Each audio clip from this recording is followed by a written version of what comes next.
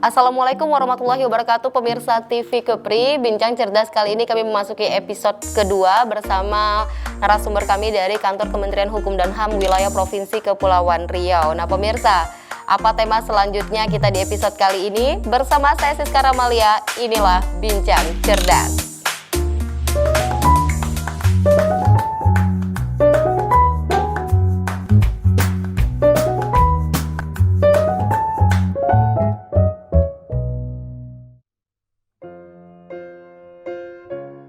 Baik, terima kasih pemirsa, dan di episode kali ini kami masih bersama 3 orang narasumber kami. Saya kenalkan kembali.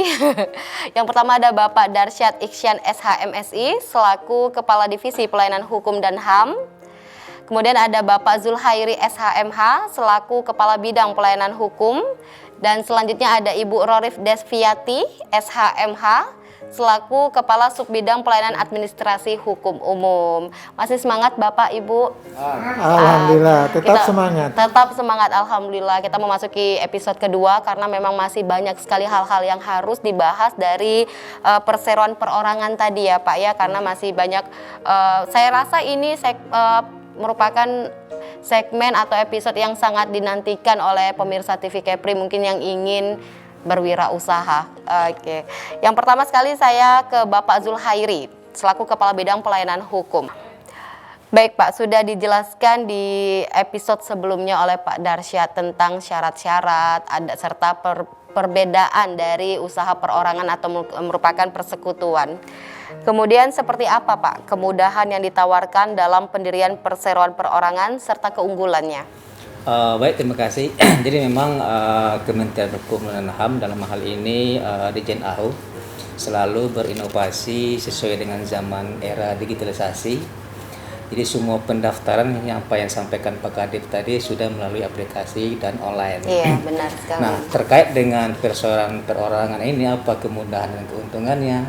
Nah, kemudahannya itu salah satunya yang tadi disampaikan bahwa pendaftarannya cukup melalui online. Kita tidak perlu sibuk kesana kesini bawa dokumen, cukup melalui aplikasi yang tadi. Nah, yang kedua, kita hanya mengisi form pendaftaran tanpa akta notaris. Ini tadi sudah dijelaskan Pak Kadif bahwa perbedaan PT dengan perorangan ini itu tanpa ada akta notaris. Ini sangat memudahkan bagi kita di dalam usaha mikro dan kecil. Nah, apa keuntungan dari perseroan perorangan ini? Salah satunya yaitu ada pemisahan antara harta pribadi dengan harta perorangan. Jadi ada pembatasan di sana, sehingga ada keuntungan dari usaha tadi bisa masuk ke persoalan perorangan. Itu salah satu keuntungannya. Yang kedua keuntungannya bahwa pendirinya di samping dia sebagai direktur. Bisa juga komisaris. Nah, jadi itu kemudahan keuntungan bagi pelaku usaha mikro dan kecil. Mungkin Pak. Kalau keunggulannya tadi ya Pak ya, keunggulannya itu pemisahan harta pribadi dan perseorangan. Dengan perseorangan. Baik, terima kasih Pak. Kita beralih ke Ibu Desvi ya Bu. Iya. Di episode sebelumnya kita belum bertemu Bu. Di episode kedua kita bertemu ternyata. Masih menunggu saya. Masih menunggu. Baik Bu, apa saja syarat untuk mendirikan perseroan perorangan? Oke, terima kasih Mbak Siska. Memang ada beberapa syarat yang harus dipenuhi untuk bisa mengajukan permohonan pendaftaran perseroan perorangan ini. Yang pertama syaratnya sudah pasti orang perseorangan. Namanya saja sudah perseroan perorangan. Cukup orang perorangan. Orang perorangan dalam hal ini artinya yang bersangkutan itu bertindak sebagai direkturnya, dia sebagai komisaris, dia sebagai pekerja, dia sebagai sales. Nah, itu semua dia sendiri yang merangkap di dalam struktur perseroan perorangan. Jadi ini karakteristik paling utama yang membedakan perseroan perorangan dengan perseroan persekutuan modal atau PT. Yang kedua tentunya warga negara Indonesia syaratnya. Yang ketiga adalah usianya minimal 17 tahun.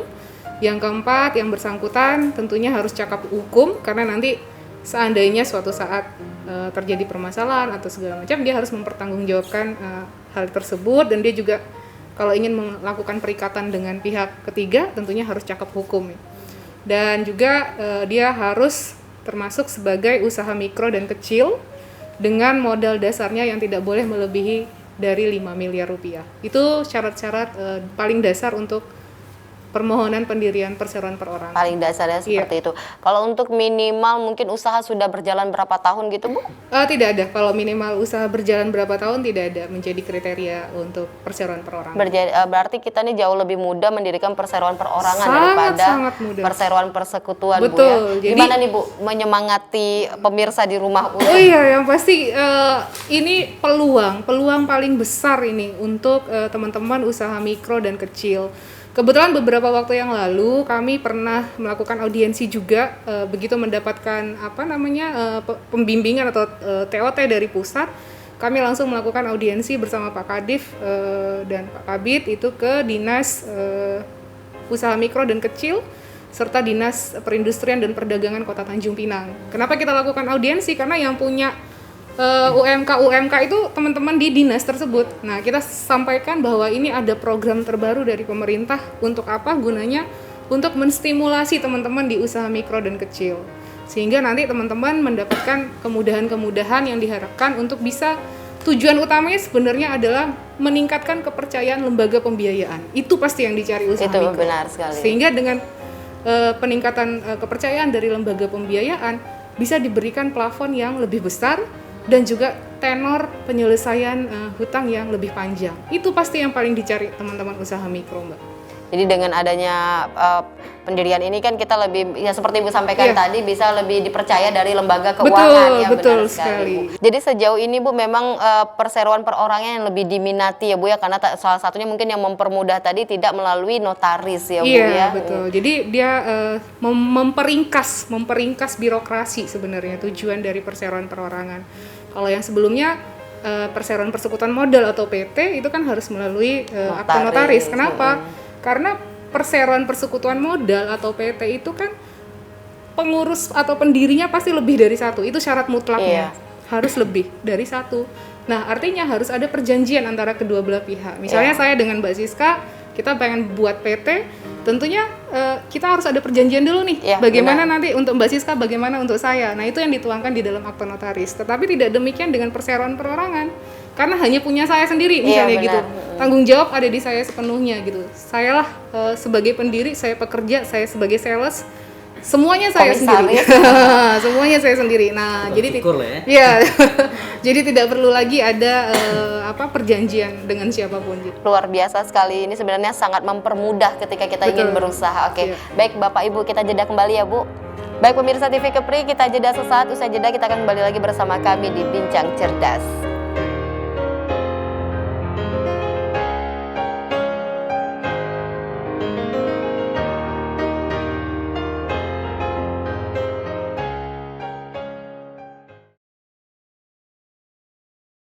Menampilkan budaya Kepulauan Riau dari kesenian maupun adat istiadat. Jadikan budaya Kepulauan Riau sebagai bunda tanah Melayu.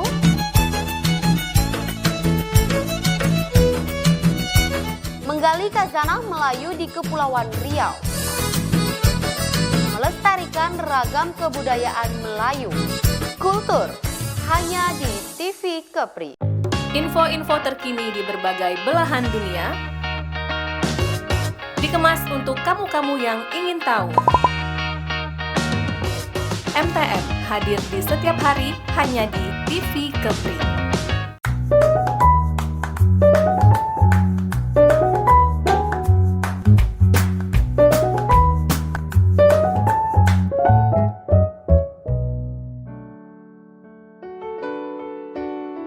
Baik, terima kasih pemirsa TV Kepri, Anda masih bersama kami dan kami masih membahas tentang perseroan perorangan.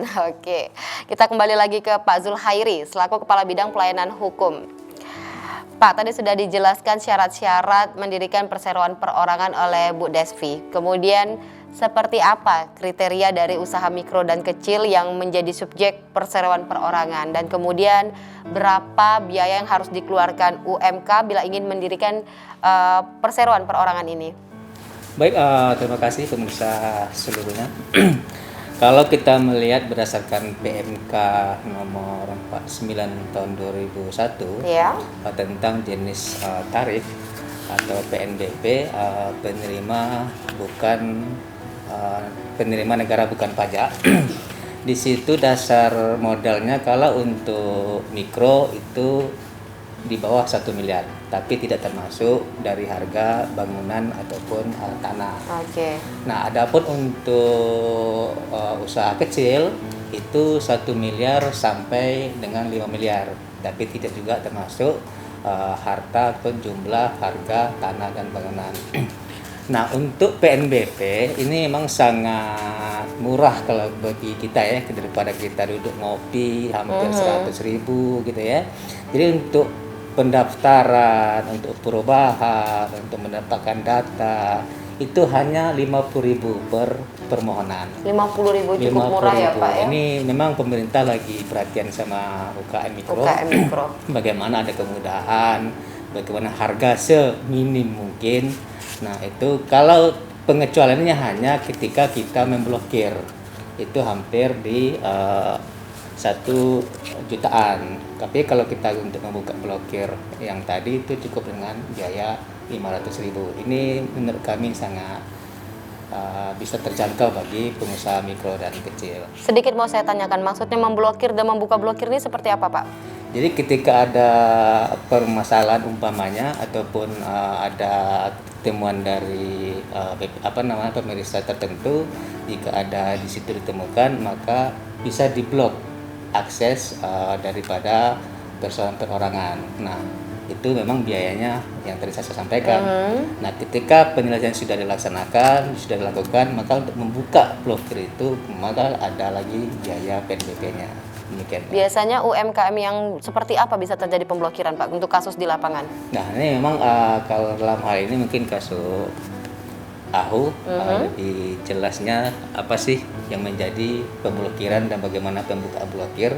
Memang Bu Kasuk mungkin dapat menjelaskan. Oke, silakan Bu Kasuk, bisa dijelaskan sedikit. Mungkin ini nanti sebenarnya ada kaitannya dengan apa yang akan dibahas juga oleh Pak Kadif ya. Iya.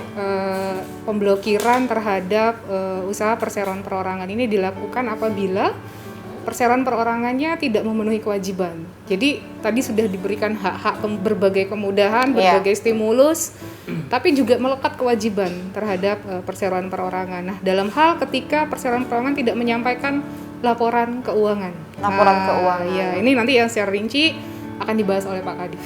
Oke. Jadi ketika dia tidak menyampaikan laporan keuangannya secara tepat waktu, maka itu bisa dilakukan pemblokiran terhadap pemblokiran ya, Iya, berarti betul. itu salah satu sanksinya ya. Betul sekali. Jadi pemerintah membantu mempermudah Iya. mendirikannya. Kemudian juga pemerintah membutuhkan laporan keuangan. Iya, tentu. Jadi jika tidak tertib, ya itu Betul. kita lakukan pemblokiran tadi. Pastinya, karena pemerintah juga butuh untuk memastikan bahwa mereka yang masih terdaftar sebagai perseroan perorangan ini masih masuk dalam kriteria perseroan perorangan. Dalam hal tadi misalnya modalnya tuh masih dalam range batas maksimal 5 miliar, maka dimonitor melalui laporan keuangan. Jangan sampai nanti terus berjalan tidak ada pengawasan, monitoring, sehingga bablas ternyata malah modalnya sudah melebihi dari 5 miliar, tidak lagi termasuk kategori mikro dan kecil. Nah, ini makanya filternya di laporan keuangan. Oke, benar sekali. Tapi sedikit kalau boleh saya tambahkan tadi kenapa Iya, Pak, ada siap. terjadi pemblokiran itu. Di samping tadi sampaikan Bu Kasuk tidak melaporkan keuangan. Di situ juga ada tidak melaporkan untung dan rugi. Untung dan Nah, rugi. memang di undang-undang itu harus menyebutkan melaporkan salah satu kewajiban dari pelaku usaha untuk memberikan laporan untung dan rugi di dalam usaha itu ya. Yang kedua, yang ketiga di situ juga ada catatan laporan keuangan per tahun yang harus disampaikan. Jadi mungkin ada 3 tahapan yang perlu disampaikan oleh pelaku usaha. Nah, jika 3 ini tidak dilakukan maka bisa diblokir untuk perseroan perorangan. Mungkin tambahan dari saya. Tadi 3 yang itu Pak, laporan keuangan, kemudian laporan untung dan rugi, dan selanjutnya ada laporan per tahun ya Pak Iya, ya. betul. Oke, jadi karena kita pemerintah sudah mempermudah, masa betul. sih yang di lapangan tidak juga tidak melaporkan, tidak membantu kita. Baik Bu Desvi, kita nyambung sedikit ya. Dari tadi sudah kita jelaskan kemudian apa kemudahan-kemudahannya. Namun bagaimana alur dari pendaftaran perseroan perorangan ini dan di mana UMKM bisa mengaksesnya, Bu? Baik, ini pasti yang paling ditunggu-tunggu nih dari episode pertama ya. Baik, teman-teman usaha mikro dan kecil yang ingin mendirikan perseroan perorangan itu dapat mengakses aplikasi perseroan perorangan dengan cara mengetik di browsernya masing-masing www.ahu.go.id. Nah, tersebut langsung diketik, nanti akan muncul fitur perseroan perorangan. Ketika diklik perseroan perorangan, itu nanti akan melakukan registrasi akun terlebih dahulu. Ketika melakukan registrasi akun, yang diinput oleh teman-teman berisi nomor induk kependudukan, nama lengkap, kemudian tanggal lahir, NPWP jangan lupa. Nah, ini sebagai kewajiban kita sebagai warga negara yang taat terhadap pajak. Nah, ini menarik. Ketika belum memiliki NPWP, di situ tadi di awal pernah disampaikan oleh Pak Kadif bahwa kita sudah terintegrasi dengan Ditjen Pajak, Mbak Siska. Sehingga kalau belum punya NPWP, nanti di sana akan ada pilihan klik di sini. Nah, diklik saja itu, maka nanti akan terintegrasi dengan kantor pajak di tempat domisili yang bersangkutan. Kemudian nanti akan memperoleh sekaligus NPWP. Jadi ketika dia mengajukan permohonan perseroan perorangan, sekaligus dia akan memperoleh NPWP. Secara otomatis terdaftar langsung di pajak, itu karena terintegrasi itu tadi. Nah, kemudian juga melampirkan alamat email yang terdaftar. Karena nanti aktivasi akun akan dikirim ke alamat email tersebut. Klik daftar, maka tadi saya sampaikan buka emailnya yang sudah didaftarkan. Klik aktivasi akun. Ketika diklik aktivasi akun, akan langsung terhubung kembali ke dalam aplikasi perseroan perorangan. Di situ tinggal memasukkan nomor induk kependudukan dan password. Nah, setelah dimasukkan nomor induk kependudukan dan password, langsung mengisi voucher PNBP yang tadi disampaikan untuk pendiriannya 50.000, perubahan 50.000, pembubaran juga 50.000. Itu dibayarkan melalui Bank Persepsi BNI bisa. Untuk yang sudah ditunjuk Bank Persepsi untuk melakukan pembayaran voucher PNBP. Nah, masukkan nomor vouchernya, kemudian juga langsung mengisi nama perseroan, jangan lupa. Ini yang paling penting. Mau pakai nama perseroan apa? Misal saya ambil contoh, nama perseroannya adalah Berkah Samudra Jaya. Ketika menuliskan Berkah Samudra Jaya, secara sistem akan memfilter seluruh nama perseroan perorangan ataupun yang nama PT yang sudah ada, karena tidak boleh sama pastinya. Siap. Nah, seperti itu. Nanti ketika yakin bahwa nama ini tidak ada, belum pernah digunakan, silakan mengklik saya yakin. Setelah klik saya yakin kemudian submit, itu tidak bisa lagi mengubah nama PT. Jadi sangat hati-hati di proses tersebut. Luar biasa sekali, cukup mudah ya Bu ya melalui online ya. Betul. Dalam 7 menit disampaikan Bapak tadi sudah siap. Baik Bapak Ibu, kita jeda kembali ya Pak, Bu. Baik pemirsa TV Kepri, kita jeda kembali. Usai jeda kita akan kembali lagi bersama kami di Bincang Cerdas.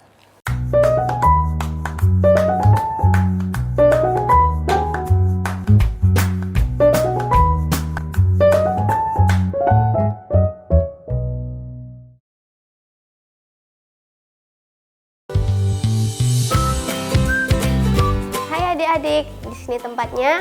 Kalian bisa bernyanyi dan menari.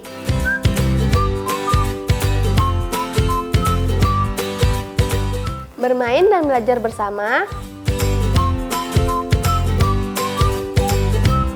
Juga menggambar serta mewarnai bersama.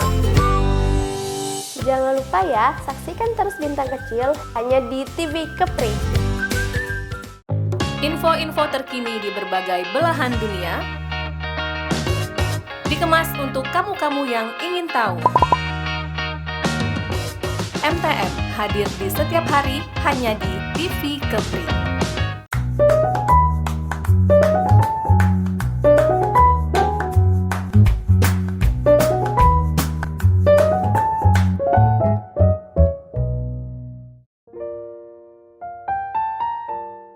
Baik pemirsa TV Kepri, kembali lagi bersama kami di Bincang Cerdas dan masih terus hangat sekali ini tentang terkait perseroan perorangan yang sangat mudah sekali. Daftarnya juga melalui online bisa 7 menit ya Pak ya.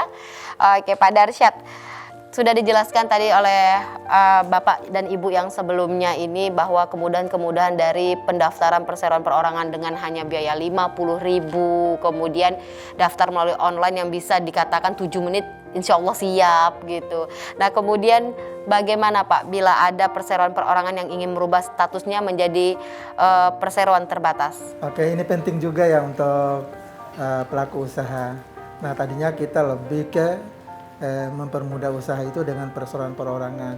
Tetapi ini kan tidak putus sampai di situ. Ya, kalau usahanya udah maju, ya asetnya udah banyak, tentu harus dirubah karena tidak sesuai dengan kriteria lagi. Yang pertama misalnya, kalau tadinya hanya 1 orang, kalau 2 orang harus dirubah karena harus ada perikatannya. Nah yang kedua, kalau modalnya udah lebih harus dirubah menjadi perseroan terbatas. Nah itu yang harus dilakukan oleh masyarakat. Tentu kalau sudah dirubah harus melalui akte notaris karena harus ada perjanjian perikatannya. Disampaikan oleh Mbak Desi tadi, kalau hanya 1 orang ya no problem. Kalau 2 orang atau 3 orang ya harus ada menggunakan nanti, notaris iya, ya. Karena nanti ketika dalam perjalanannya banyak hal yang harus diatur, tentu diatur dalam anggaran dasar dan anggaran rumah tangganya supaya jelas bagaimana pengelolaan dari usaha itu ke depan. Oke Pak, jadi kalau dengan adanya perkembangan usahanya mungkin bisa berubah menjadi perseroan terbatas. Iya. Ya salah satunya disampaikan oleh Pak Zulhairi tadi yaitu adanya salah satu kewajiban dari UMKM ini dengan melaporkan keuangan, kemudian melaporkan untung rugi, juga ada melaporkan catatan keuangan per tahunnya. Nah ketika pelaku perseroan perorangan ini tidak melakukan, tidak memenuhi ketentuan kewajiban di atas, apakah ada sanksi atau bagaimana tindakannya Pak? Ada hak, ada kewajiban. Benar. Nah kewajiban adalah memberikan laporan. Nah ketika laporan tidak diberikan tentu ada sanksinya. Tetapi tidak langsung yang keras-keras, ekstrim, enggak, perlahan-lahan. Nah yang pertama kalau tidak memberikan laporan, sudah waktunya 6 bulan, nah akan diberikan teguran pertama. Nah selama 3 bulan kalau teguran pertama itu enggak digubris, nah diberikan teguran kedua. Nah selama 30 hari teguran kedua itu enggak digubris juga. Nah itu yang dibicarakan tadi, apa diblokir? Ya diblokir. Diblokir. Iya, aksesnya diblokir karena tidak memenuhi kewajibannya. Nah, ketika selama 5 tahun setelah blokir itu, ya udah dihapus itunya. Iya, sudah nggak ada lagi PT-nya. Jadi masa pemblokiran itu 5 tahun ya Pak? Iya, jadi cukup waktunya supaya kita memberikan kesempatan untuk memperbaiki efek jera juga karena pihak pemerintah sudah membantu mempermudah badan hukumnya, kemudian tapi juga mungkin di saat ketika sudah naik malah tidak melaporkan keuangan, mungkin tidak membayar pajak juga ya Pak ya. Baik, terima kasih Pak. Dan kemudian selanjutnya Pak, bagaimana proses pembubaran serta penghapusan status badan hukum perseroan perorangan? Nah tentu ini tidak diharapkan ya oleh kita semua, kan sudah diberikan kemudahan. Kalau proses pembubarannya perseroan perorangan dapat dilakukan melalui gampang saja kan, melalui sistem aplikasi badan hukum, jadi SABH, dengan mengisi form pernyataan pembubaran secara elektronik. Jadi gampang, kalau pembubarannya gampang. Itu dilakukan dari pihak Kementerian Hukum dan HAM atau bagaimana Pak? Penghapusan status badan hukumnya tadi? Oleh yang bersangkutan karena pembubarannya, iya. Kemudian selanjutnya juga ketika perseroan perorangan itu dinyatakan pilot, maka penghapusannya harus ada laporan dari kurator tentang pemberesan aset pilotnya. Jadi kalau di tempat kami ini kuratornya itu ada di BHP ya Mbak, sekarang ada di Medan. Nah itu yang mengurus tentang asetnya yang seperti tadi yang disampaikan Pak Zulhairi, aset yang dibedakan ya Pak ya, aset pribadi dengan aset ketika UMKM itu berjalan. Oke, baik Pak. Dari semua episode yang kita bahas di episode sebelumnya dan sekarang, dari semua penjelasan itu dikatakan bahwa dalam pendirian perseroan perorangan ini tidak melalui akte notaris untuk perusahaan perseroan perorangan. Jadi kemudian apa peran notaris yang diharapkan oleh pemerintah dalam hal keberadaan perseroan perorangan ini, Pak? Oke, ini kan sangat penting diketahui oleh masyarakat juga notaris. Nah, peran notaris bukan karena perseroan perorangan bukan berarti tidak ada. Benar. Tetapi teman-teman pelaku usaha di notaris itu bisa melakukan konsultasi kepada notaris terkait dengan pendirian perseroan perorangannya. Nah, dan juga ketika usahanya sudah maju, tadi kan sudah tidak memenuhi kriteria usaha mikro dan kecil, udah pemegang sahamnya udah lebih dari 1 orang, modalnya udah lebih, tentu harus membuat perseroan terbatasnya. Perseroan terbatas itu harus melalui akte notaris. Nah ini yang menjadi pengetahuan untuk masyarakat juga untuk notaris. Bukan notaris tidak punya peran, tetap punya peran. Yang pertama harus memberikan konsultasi kepada pelaku usaha itu. Usaha. Nah, kemudian yang kedua nanti kalau usahanya udah maju terus, tentu akan berubah statusnya dari perusahaan perorangan jadi perusahaan terbatas. Berarti melihat perkembangan dari pelaku usaha itu sendiri. Jadi dengan semakinnya meningkat UMKM ini mungkin bisa ada notaris jadi berperan sendiri ya Bu ya Pak Bu. Oke, baik. Sebelumnya saya mengucapkan terima kasih. Boleh memberikan harapan sedikit Boleh, ya Mbak? silakan. Baik Pak.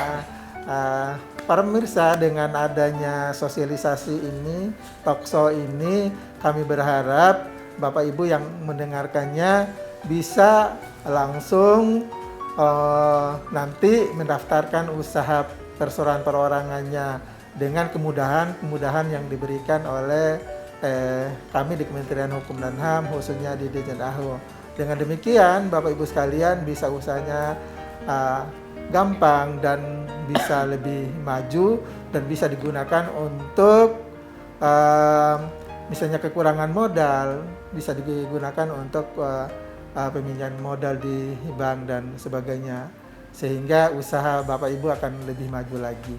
Terima kasih Pak. Dengan adanya ini pasti pemirsa di rumah lebih paham dan mungkin lebih ternyata kalau saya mendaftarkan diri ke usaha kita ke Kementerian Hukum dan HAM lebih kuat, dan yang seperti disampaikan Ibu tadi bisa membantu untuk ke lembaga keuangan. Oke, baik. Kalau boleh saya tambahkan, kami dari Kumham Kepri siap menerima konsultasi dari masyarakat. Jika ada hal-hal yang perlu didiskusikan, kami siap menerima konsultasi dari masyarakat terkait dengan persoalan perorangan ini. Oke, baik. Itu kelebihan Kementerian Hukum dan HAM wilayah Provinsi Kepulauan Riau, siap menerima konsultasi bagi UMKM yang akan mendaftarkan usahanya ke Kementerian Hukum dan HAM. Oke, baik Bapak Ibu, kami ucapkan terima kasih atas waktunya. Semangat terus, sukses selalu. Baik, terima kasih pemirsa TV Kepri. Usai sudah bincang cerdas kita bersama kantor Kementerian Hukum dan HAM wilayah Provinsi Kepulauan Riau terkait kemudahannya mendaftarkan perseroan perorangan di kantor Kementerian Hukum dan HAM wilayah Provinsi Kepulauan Riau. Pemirsa, saya Siska Ramalia beserta kerabat kerja yang bertugas mengucapkan terima kasih atas kebersamaan Anda. Wassalamualaikum warahmatullahi wabarakatuh. Salam TV Kepri.